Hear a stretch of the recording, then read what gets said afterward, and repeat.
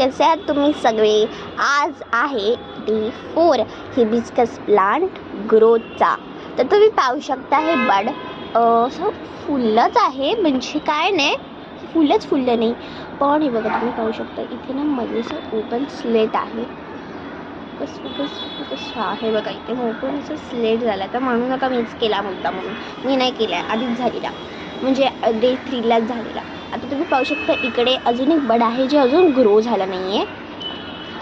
तर आपल्या बाजूला पाहू शकता पेरिविंकल, बघा माझ्याकडे पण हातात आहे. आता ती तुटली अशी हवेने आली माझ्याकडे. Focus focus.